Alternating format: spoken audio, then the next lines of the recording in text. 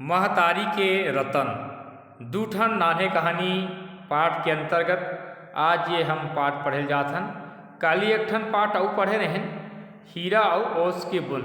अब ये पाठ के आज दूसर कहानी पढ़त हन महतारी के रतन। ये पाठ ले हमन जाने के प्रयास करबो कि महतारी बर सबले बड़का धन काय हरे। महतारी बर सबले बड़का रतन का होथे ये बात ला जाने के प्रयास करबो। माँ के लिए सबसे बड़ा धन क्या है, माँ के लिए सबसे बड़ा रत्न क्या होता है, आइए इस पाठ के माध्यम से हम जानने का प्रयास करते हैं। माधो बाबू के घर दुर्गा पूजा बड़ धूमधाम से मनाया जाए।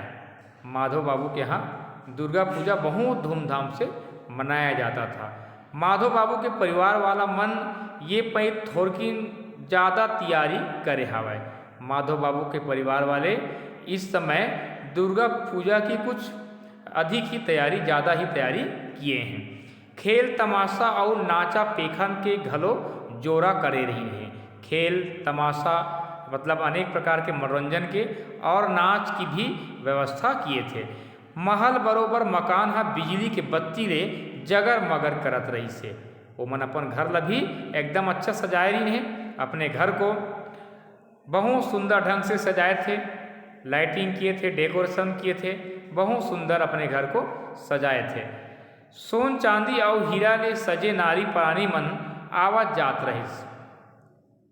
उस गांव की जो महिलाएं हैं और उनके यहाँ जो रिश्तेदार जो आए हुए हैं, जो महिलाएं आई है, वे महिलाएं अनेक आभूषणों से सुसज्जित हैं और सुंदर सज करके उस दुर्गा पूजा के कार्यक्रम में आए हुए हैं। विपिन हा माधव बाबू के पड़ोसी रहे। विपिन माधव बाबू का पड़ोसी था।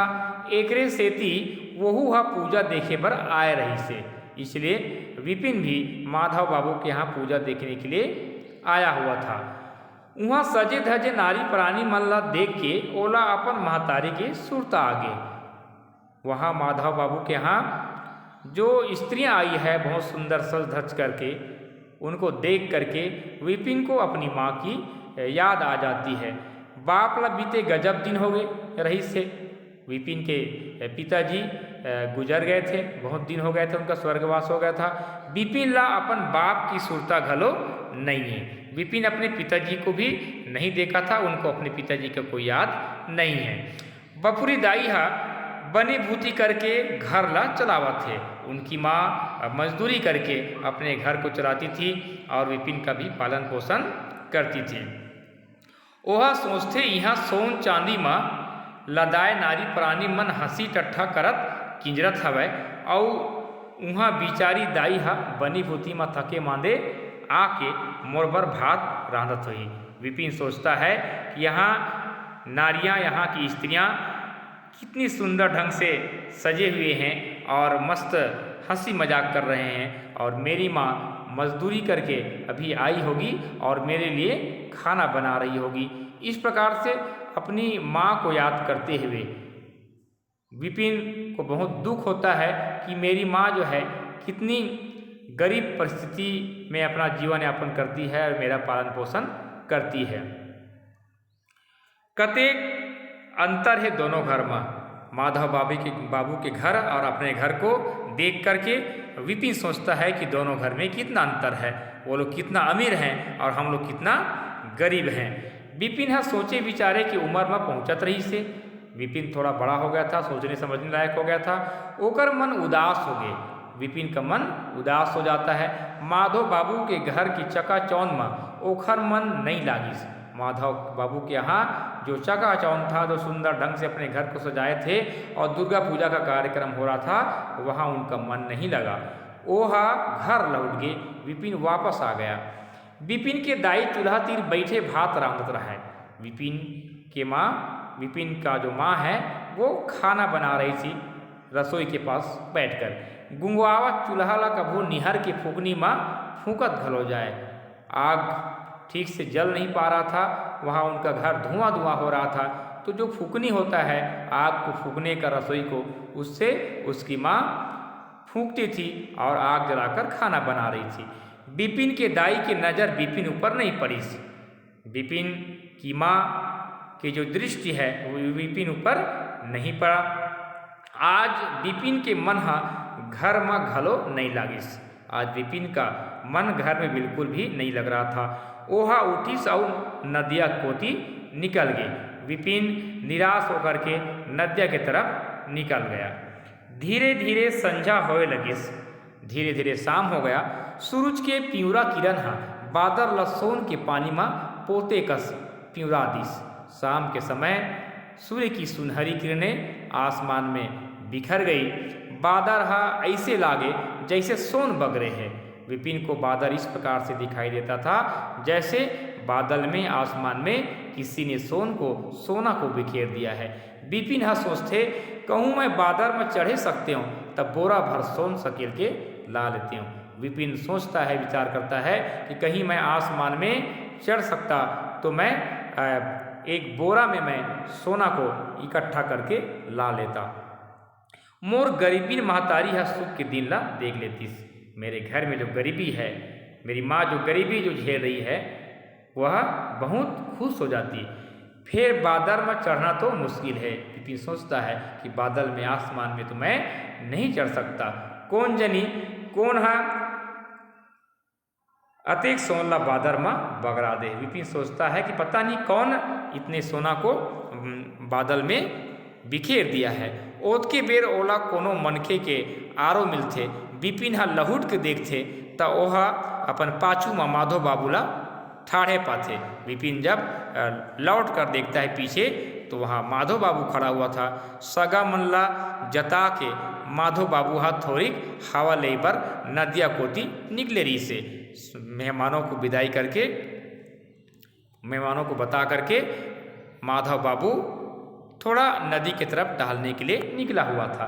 कसगा विपिन तय खेल तमाशा देखे पर नहीं गए। माधव बाबू पूछी क्यों विपिन तुम आज खेल तमाशा देखने के लिए कैसे नहीं गए थे?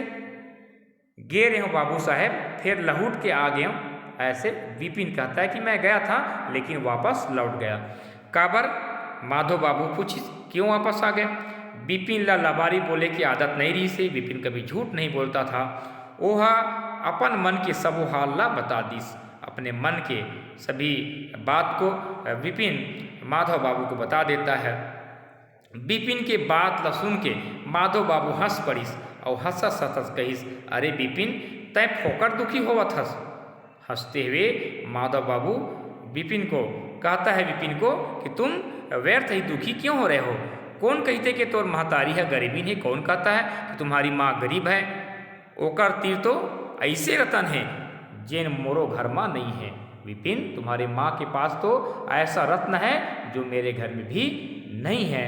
इस प्रकार से विपिन को माधव बाबू समझाते हैं नहीं है, मैं तो अपन महतारी मेरा आज ले कोनो रतन ला नहीं देखे हूँ। इस प्रकार से विपिन कहता है कि मेरे माँ के पास तो मैं किसी भी प्रकार के रत्न को नहीं देखा हूँ। विपिन तोला मोर बात में भरोसा नहीं है तब मैं अपन महतारी ला तय अपन महतारी ला पूछ लेबे। माधव बाबू कहता है कि विपिन यदि मेरे बात में तुमको विश्वास नहीं है तो तुम अपने माँ से ही पूछ लेना। माधव बाबू कही इस प्रकार से। विपिन माधव बाबू के गोट ला सुन के घर कोती लौट गए। विपिन माधव बाबू के बात को सुन करके घर वापस हो गया। माधव बाबू के घर के आगू में खेल तमाशा होवत रहा है। माधव बाबू के घर के सामने खेल तमाशा शुरू हुआ था। भीड़ सहमो करत रही से, बहुत भीड़ था, बहुत लोग उस खेल तमाशा को देखने आए थे। विपिन सीधा अपन घर में खुश रह गए, लेकिन वो खेल तमाशा में विपिन के बिल्कुल भी मन नहीं लगत रही से और विपिन सीधे अपने घर में अंदर घुस जाता है। दाई दाई विपिन चिल्लाइस कि दाई माँ काय बेटा? विपिन के दाई कहिस। विपिन की माँ बोलती है कि क्या है बेटा? दाई तोर मेर कैसा रतन है? माँ तुम्हारे पास कैसा रत्न है? महूला दिखा तो। माधव बाबू कहत रही से कि तोर महतारी तीर जैसा रतन है वैसा रतन ओकरो घर में नहीं है। का ये बात है सही है दाई? इस प्रकार से विपिन अपनी माँ से पूछता है कि माँ तुम्हारे पास कैसा रत्न है? क्योंकि माधव बाबू कह रहा था कि तुम्हारी माँ के पास जो रत्न है वह तो मेरे पास भी नहीं है। क्या ये सही बात है? विपिन की माँ बोलती है हाँ बेटा मोर मेर जैसन रतन है, माधव बाबू के घर में गलो नहीं है। उसकी माँ बोलती है कि हाँ बेटा, मेरे पास जिस प्रकार से रत्न है वह तो माधव बाबू के घर में भी नहीं है। देखा तो महू देखते हो रतन ला। विपिन कहता है कि दिखा तो माँ, मैं भी देख लेता। आ बेटा मोर तिर आ। विपिन की माँ अपने बेटे को अपने पास बुलाती है। विपिन के दाई है विपिन ला अपन तीर बनाइस। जब विपिन हा अपन मातारी तीर पहुँच गे त ओकर दाई हा ओला काभा बर घोटार के अपन हृदय ले लगा लिस। जब विपिन अपने माँ के पास पहुँच जाता है तो विपिन की माँ अपने पुत्र विपिन को अपने हृदय में लगा लेती, हृदय से लगा लेती है और अपने बाहों में ले लेती है और कहिस बेटा तही मोर रतनस। उसकी माँ बोलती है कि बेटा तुम ही मेरे रत्न हो, तुम ही मेरे धन हो। मोर खजाना अस दाई ददा बर संतान ले बढ़ के कोनो रतन नहीं हुए। कि बेटा माँ पिता के लिए उसकी संतान ही सबसे बड़ा धन होता है। संतान हा दाई ददा के जिंदगी ला रतन बरोबर चमका थे। संतान ही माँ पिताजी के जिंदगी को रत्न के समान चमका देता है। इस प्रकार से विपिन की माँ विपिन को समझाती है। विपिन ला पहली तो बड़ अचरज होइस। विपिन तो इस प्रकार की माँ की बात को सुन करके आश्चर्य हो गया। फिर पाछू वह ये बात ला समझ गए कि माँ क्या कह रही थी। विपिन हाँ पढ़ लिख के बहुत बड़ा साहब बन गए। विपिन पढ़ लिख करके बहुत बड़ा अफसर बन गया, साहब बन गया। फिर 30 बरिस पहले की घटना ला वह आजो सुरता करते। 30 वर्ष पहले की घटना को विपिन आज भी ख्याल करता है, उनकी याद में आता है। तो प्यारे बच्चों, यह प्यारा सा कहानी यहीं पर ख़त्म होता है। इस कहानी से हमें शिक्षा मिलती है कि एक माँ बाप के लिए उनका पुत्र है, उनका संतान ही सबसे बड़ा धन होता है, रत्न होता है। इसलिए बच्चों को भी चाहिए कि हम अपने माँ पिता घर परिवार वालों की जो स्वप्न है उसे हमें साकार करना चाहिए और हमें बहुत मन लगाकर ध्यान लगा करके पढ़ाई करना चाहिए और अपने लक्ष्य को हासिल करना चाहिए।